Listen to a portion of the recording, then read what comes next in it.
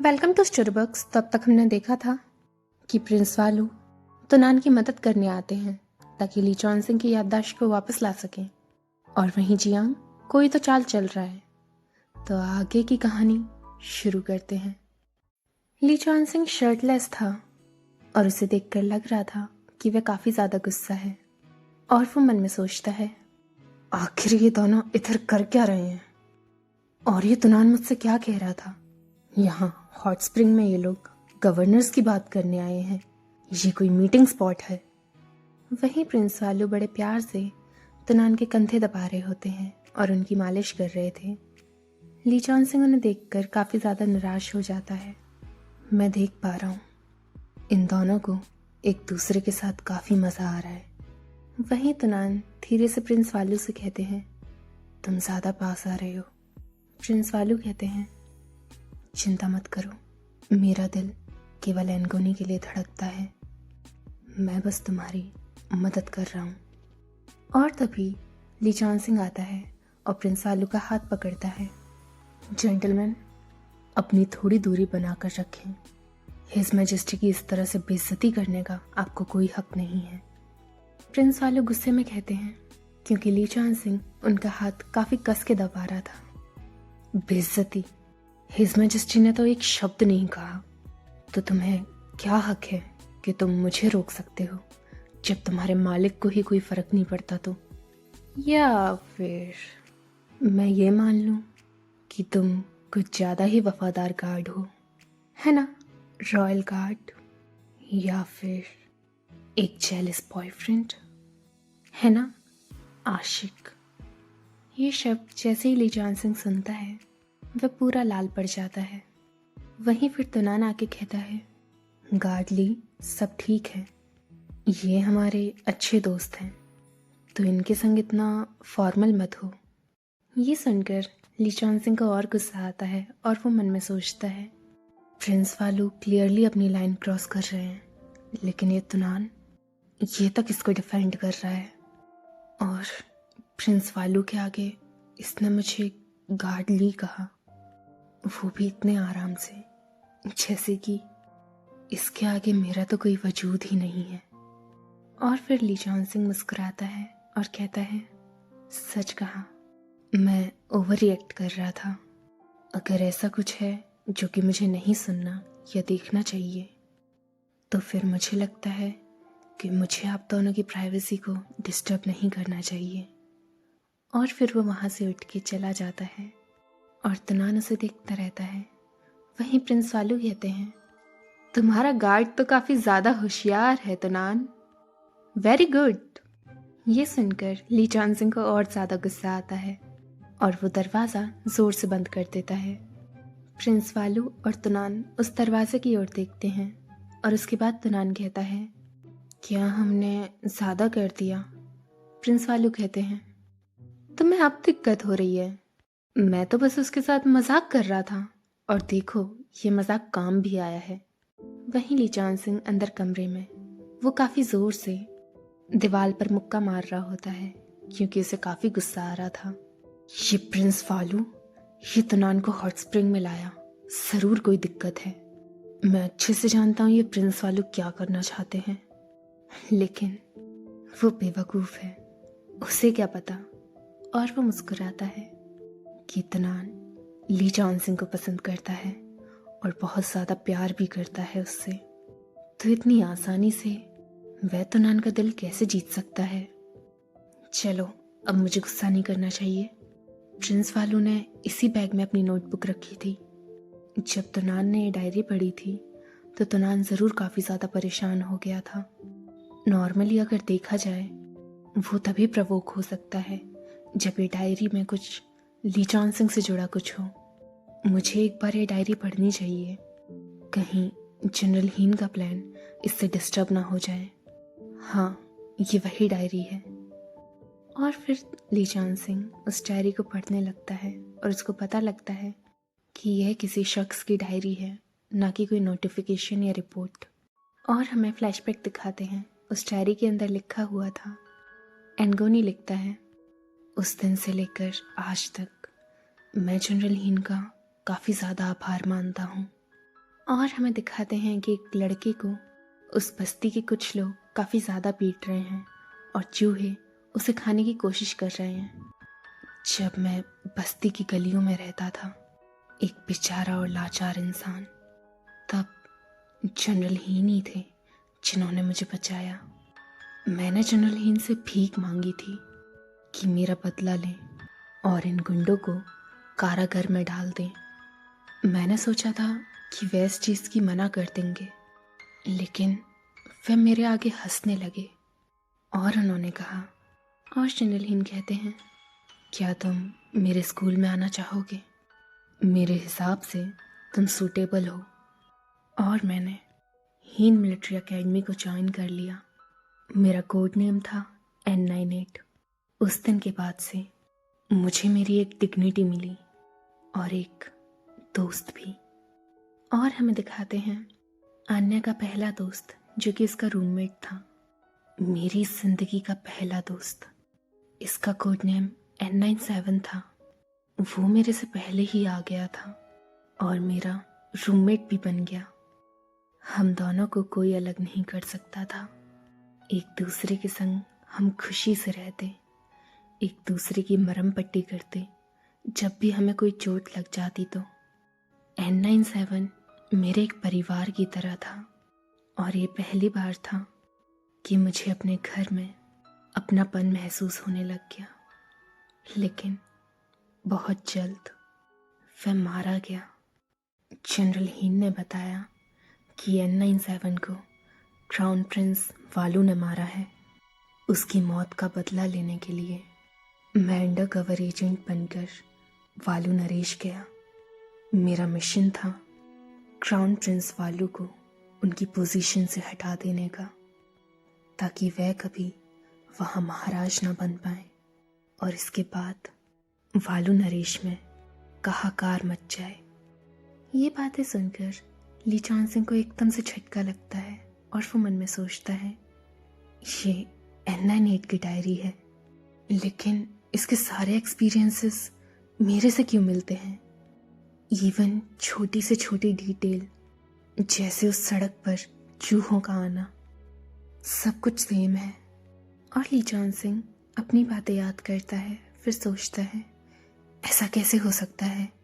N97 तो मेरा roommate था, मैं ही उसका एक लौता दोस्त था, तो ये N98 कौन है? ये क्या चल रहा है? और हमें उस डायरी में आगे बताते हैं, अन्य कहता है, मैं काबिल हुआ। एक रात के अंदर क्राउन प्रिंस वालू ने अपना सब खो दिया और मैंने अपना बदला पूरा करा। लेकिन मैं आज भी ये महसूस करता हूँ कि कुछ तो मैं खोकर आ गया हूँ। वो नाम एनगोनी, जो मैं वालू नरेश में ही छोड़कर आ गया। मुझे उसकी आदत हो गई थी और धीरे धीरे मैं अपने इन कामों से परेशान होता गया। और मैंने जनरल हीन को बताया कि मैं अब रिटायरमेंट चाहता हूँ। मैं अच्छी तरह से जानता था कि मेरा बचना इतना आसान नहीं होगा, लेकिन फिर भी जनरल हीन मेरी बात मान गए और उन्होंने मुझे आखिरी 2 मिशन सौंपे। पहला, कैलेस की महारानी के पास जाकर ढोलन की मदद करना चुपके से, ताकि उसको गद्दी मिल सके। दूसरा, हीन मिलिट्री एकेडमी की जो लैब थी उसको असिस्ट करना, जहां मुझे उनके आगे आने वाले एक्सपेरिमेंट में अपनी मेमोरी को उन्हें सौंपना होगा। मैंने इस एक्सपेरिमेंट के बारे में सुना था। इसमें एक इंसान की मेमोरीज को स्कैन कर लिया जाता है और फिर दूसरे इंसान के ब्रेन में ट्रांसफ़र कर दिया जाता है। ना जाने वो कौन होगा जो अपनी ज़िंदगी भूलकर मेरी ज़िंदगी को याद रखेगा। क्या वो भी मेरी तरह एक विक्टिम होगा? और ये सुनकर ली चॉन्सिंग से डायरी गिर जाती है। इतनी सारी इंफॉर्मेशन उससे बर्दाश्त नहीं हो रही थी। N98 और मैं एक ही सेमेस्टर में थे, तो मेमोरी ट्रांसमिशन के एक्सपेरिमेंट के बारे में मुझे कुछ कैसे नहीं पता। क्या ऐसा हो सकता है कि ये मेरी याददाश्त को सच में एक छलावे के अनुसार रिकंस्ट्रक्ट करा गया है। आखिर क्या सच है, क्या झूठ है? आखिर हिन ने मुझे क्यों चुना कि मैं तुनान के पास जा सकूं? ऐसा क्यों? और वो कमरे से बाहर निकलने की कोशिश कर रहा होता है। वहीं उसे तुनान दिखता है। तुनान कहता है, लीचॉन सिंह। और लीचॉन सिंह की ऐसी हालत देखकर तुनान चौंक जाता है। क्या हो गया? तुम इतने परेशान क्यों दिख रहे हो?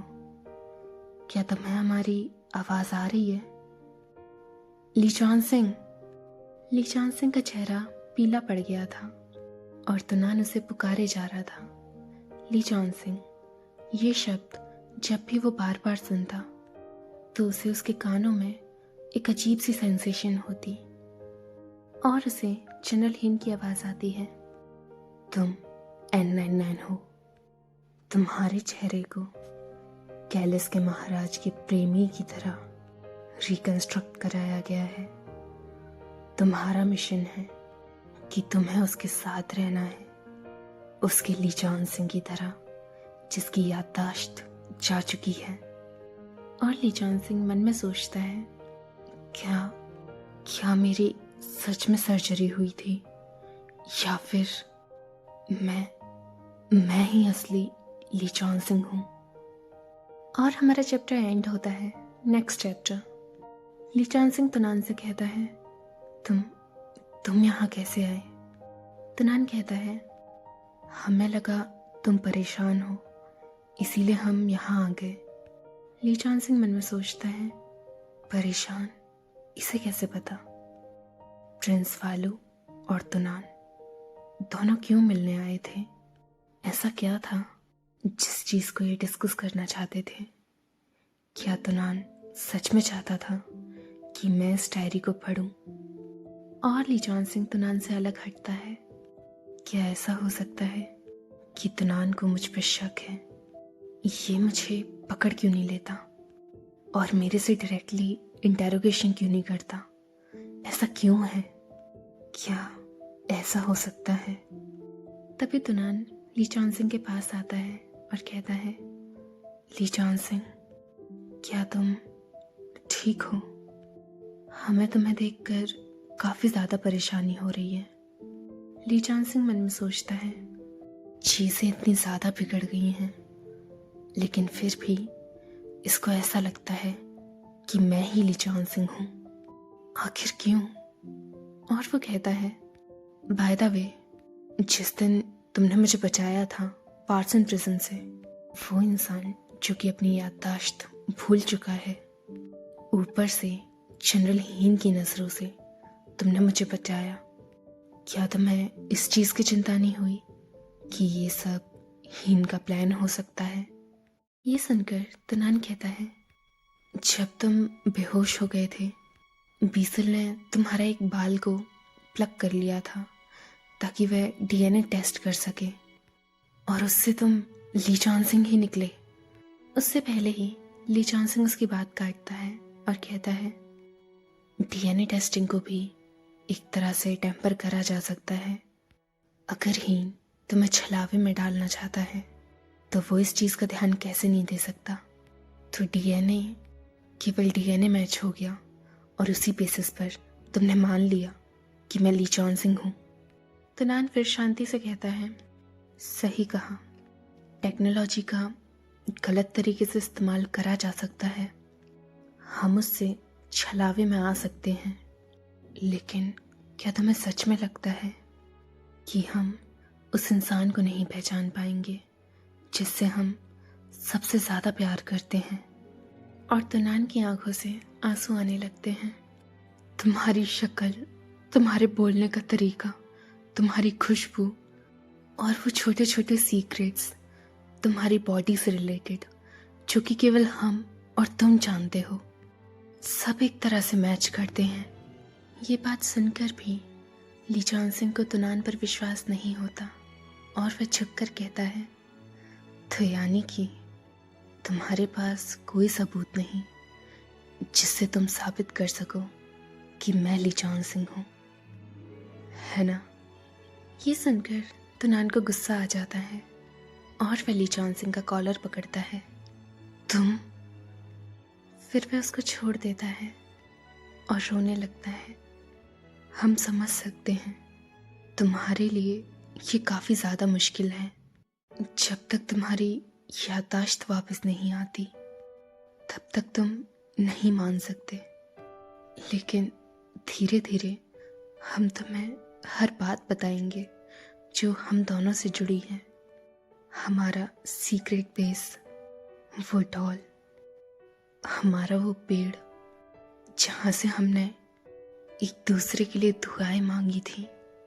जैसे जैसे तुनान पुरानी बातें करे जाता, उसी तरह से वो बातें ली चॉन सिंह को चुभने लगती, क्योंकि उसे इन सब के बारे में कुछ याद नहीं और वह चिल्ला के उसे चुप कराता। चुप हो जाओ, मैं इन सब के बारे में कुछ नहीं जानता। और ली चॉन सिंह रोने लगता है।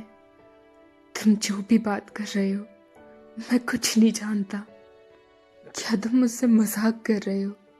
क्या होगा अगर जिस तरह से जनरल हीन ने मेरे साथ खेल खेला, एक छोटी याददाश्त मेरे अंदर डालकर, उसी तरह तुम भी मेरे साथ अपना एक खेल खेल रहे हो? तुम यही चाह रहे हो क्या तुनान, कि मैं मान लूं कि मैं ली चॉन सिंह हूं, जबकि मुझे खुद नहीं पता कि मैं कौन हूं? मैं तुम्हारे लिए तुम्हारा ली चॉन सिंह ही बन जाऊं। जब वह ली चॉन सिंह को ऐसे रोता हुआ देखता है तो तुनान को काफ़ी ज़्यादा बुरा लगता है। तुम ऐसा क्यों सोचते हो? तुनान ली चॉन सिंह से ये बात कहता है, लेकिन उसको इस तरह से रोता हुआ देख तुनान नहीं सह पाता और वह ली चॉन सिंह के पास जाता है और उसके माथे को अपने माथे से छूता है और मन में सोचता है, बेवकूफ़, अभी हमें दर्द देकर तुम हमारे आगे कैसे ऐसे रो सकते हो? और फिर वो बोलता है, ठीक है, अगर तुम्हें हम पर विश्वास नहीं तो कोई बात नहीं, हमारे पास अब भी काफ़ी समय है, तो इस तरह से रोकर हमें चोट मत पहुंचाओ।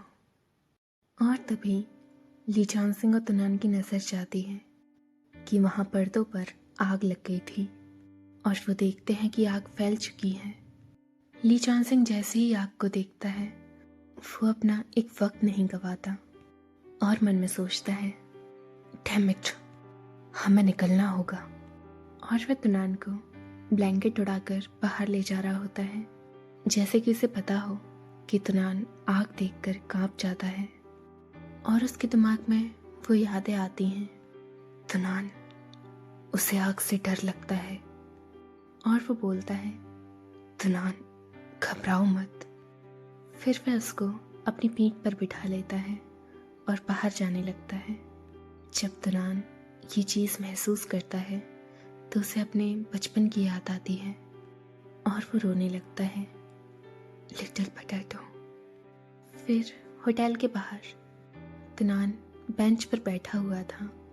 वहीं ली चॉन सिंह से होटल स्टाफ बात कर रहा था, जो कि उसको शुक्रिया अदा करता है कि उसने टाइम पर इन्फॉर्म कर दिया, जिसकी वजह से आग बुझ गई समय पर। बात करने के बाद ली चॉन सिंह तुनान के पास आता है और उसके सामने बैठ जाता है। क्या तुम ठीक हो या फिर तुम्हें डॉक्टर चाहिए? हम चल सकते हैं अगर तुम्हें जाना हो तो। तुनान कुछ नहीं कहता और ली चॉन सिंह की ओर ही देखे जा रहा, जिससे ली चॉन सिंह कंफ्यूज हो गया था। और फिर तुनान रोने लगता और कहता, हमें रिचार्ज होना है। ली चॉन सिंह को ये सुनकर शर्म आ जाती और फिर वो तुनान को गले लगा लेता। ठीक है, हो लो। तुनान फिर ली चॉन सिंह की बाहों में कहता, क्या तुम्हें पता है, एक इंसान की शक्ल बदली जा सकती है, उसकी आइडेंटिटी बदली जा सकती है, लेकिन कुछ चीज़ें उसकी आत्मा से जुड़ी होती हैं जो कि वह चाहकर भी नहीं भूल सकता। ली चॉन सिंह ये सुनकर सोच में पड़ जाता है और फिर तुनान कहता है, अगर तुम हमारे ली चॉन सिंह नहीं हो तो तुम्हें कैसे पता होता कि हमें आग से डर लगता है, और कैसे तुम एक जिक्र में समझ जाते कि रिचार्ज का मतलब क्या होता है। ये कुछ पासवर्ड्स हैं जो कि हमारे दिल से जुड़े हुए हैं। ये चीज़ें हमें ली चॉन सिंह से जोड़ती हैं। तुम्हें ये सब पता है तो तुम हमारे ली चॉन सिंह कैसे नहीं हो सकते। और फिर ली चॉन सिंह ब्लश करने लगता है और सोचता है, जो चीज़ें मेरे दिमाग में आती हैं, क्यों मैं कितना भी चाहूँ लेकिन मेरा दिल धड़कना बंद नहीं करता जब मैं तनान के आगे होता हूँ। क्या यही मेरा आंसर है? क्या मैं तनान पर विश्वास कर सकता हूँ? और तभी पीछे से ली चॉन सिंह से उसकी कोई डायरी छीनता है और ली चॉन सिंह पीछे मुड़कर देखता है। वो प्रिंस वालू थे। अरे अरे, अब बिना डरे एक दूसरे को गले भी लगाने लग गए, वो भी बाहर। चलो अब इस ओनर को उसकी डायरी वापस कर दो।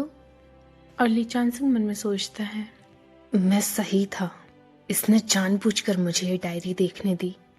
तभी प्रिंस वालू ली चॉन सिंह के सर पर मारते हैं और कहते हैं, जिंदगी के जवाब दिल के रास्ते से ढूंढे जाते हैं बच्चे। और वे मुस्कुरा कर कहते हैं, जब तुम्हें अपने सवालों के जवाब नहीं मिले तो अपने दिल की सुनो।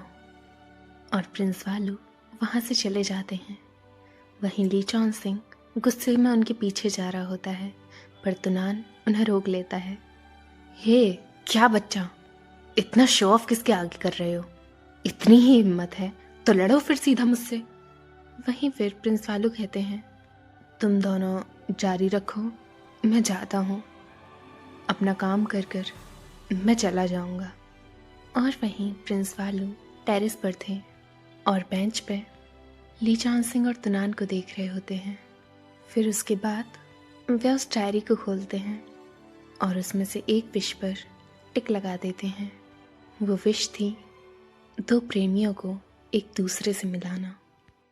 और फिर प्रिंस वालू आसमान की ओर देखकर कहते हैं, अच्छा है, वो तो मिल गए, लेकिन हमारा क्या?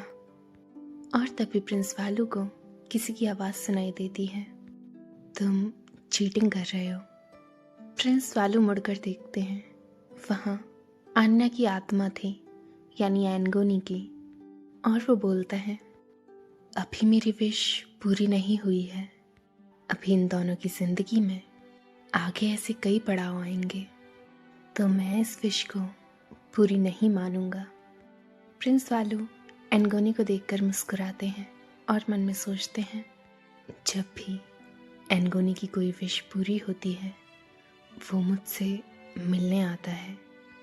और वो एनगोनी के पास जाते हैं और उससे कहते हैं, लेकिन फिर भी तुम आए, क्योंकि मेरी तरह भी तुम विश्वास करते हो कि प्यार एक जादू है जो हर मुश्किल, हर पड़ाव को पार कर सकता है।